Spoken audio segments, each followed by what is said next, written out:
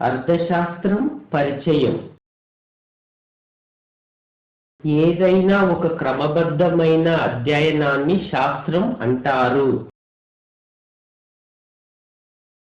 సమాజంలో ప్రస్తావించిన వివిధ అంశాల గురించి అధ్యయనం చేసే శాస్త్రాలను సామాజిక శాస్త్రాలు అంటారు. ఉదాహరణ: భూగోళ శాస్త్రం, చరిత్ర, పౌరశాస్త్రం, అర్థశాస్త్రం. సామాజిక శాస్త్రాలలో అర్థశాస్త్రాన్ని రాణిగా వర్ణించినది అమెరికా దేశానికి చెందిన పాల్ శామ్యూల్సన్. ప్రాచీన కాలంలో అర్థశాస్త్రాన్ని పొలిటికల్ ఎకానమీ అని పిలిచేవారు. అర్థశాస్త్రాన్ని ఆంగ్లంలో ఎకనామిక్స్ అంటారు. ఎకనామిక్స్ అనే పదాన్ని ఓకియో, నామస్ అనే రెండు గ్రీకు పదాల నుండి తీసుకున్నారు. గ్రీకు భాషలో ఓకియో అనగా గృహం అని, నామస్ అనగా నిర్వహణ అని అర్థం. అరిస్టాటిల్ అర్థశాస్త్రాన్ని గృహ నిర్మాణ శాస్త్రంగా పేర్కొన్నాడు.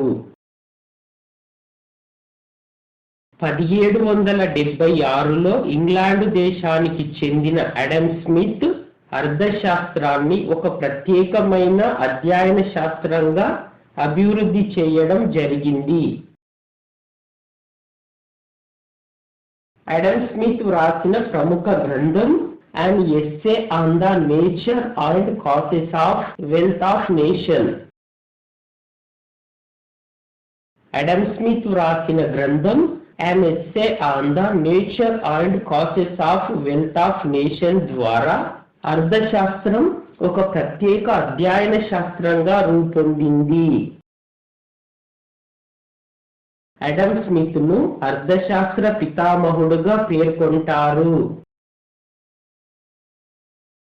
1933లో నార్వే దేశానికి చెందిన రాగ్నర్ ఫ్రిష్ అనే ఆర్థిక శాస్త్రవేత్త అర్థశాస్త్రాన్ని సూక్ష్మ మరియు స్థూల అర్థశాస్త్రాలుగా వర్గీకరించడం జరిగింది. సూక్ష్మ అర్థశాస్త్రం, దీనిని ఆంగ్లంలో మైక్రో ఎకనామిక్స్ అంటారు. మైక్రో అనే ఆంగ్ల పదాన్ని మైక్రాస్ అనే గ్రీకు పదం నుండి తీసుకున్నారు. గ్రీకు భాషలో మైక్రాస్ అనగా సూక్ష్మం లేక చిన్న. ఈ శాస్త్రాన్ని ప్రాచుర్యంలోనికి తెచ్చిన ఆర్థికవేత్త ఆల్ఫ్రెడ్ మార్షల్. ఇది వస్తువుల ధరలు, వినియోగదారుని ప్రవర్తన, మార్కెట్ల పనితీరు, సంస్థల గురించి అధ్యయనం చేస్తుంది. దీనిని ధరల సిద్ధాంతం అని, వైయక్తిక యూనిట్ల సిద్ధాంతం అని అంటారు. ఈ శాస్త్రం ప్రకారం పొదుపు అనునది ఎల్లప్పుడూ శ్రేయస్కరం. స్థూల అర్థశాస్త్రం, దీనిని ఆంగ్లంలో మ్యాక్రో ఎకనామిక్స్ అంటారు. మ్యాక్రో అనే పదాన్ని మ్యాక్రాస్ అనే గ్రీకు పదం నుండి తీసుకున్నారు. గ్రీకు భాషలో మ్యాక్రస్ అనగా స్థూల లేదా పెద్ద. ఇది జాతీయ ఆదాయం, ఉద్యోగిత, ద్రవ్యోల్బణం, నిరుద్యోగం లాంటి అంశాల గురించి అధ్యయనం చేస్తుంది. స్థూల అర్థశాస్త్రాన్ని ఆదాయ ఉద్యోగిత సిద్ధాంతం అని కూడా అంటారు. 1936లో స్థూల అర్థశాస్త్రాన్ని ప్రాచుర్యంలోనికి తెచ్చిన ఆర్థికవేత్త జెఎం క్రీన్స్. దీని ప్రకారం ఆర్థిక మాంద్యం పరిస్థితులలో పొదుపు దుష్ఫలితాలకు దారితీస్తుంది. సూక్ష్మ మరియు స్థూల అర్థశాస్త్రాలను మానవుని రెండు కళ్ళతో పోల్చారు.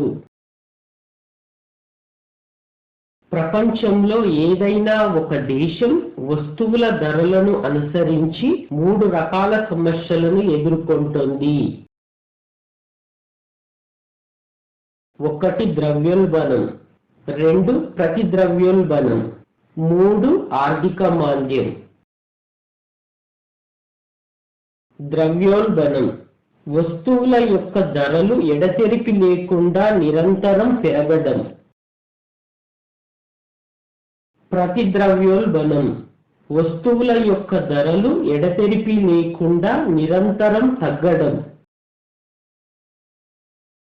ఆర్థిక మాంద్యం వస్తువుల ధరలు ఆకస్మికంగా అనూహ్యంగా పతనం కావడం.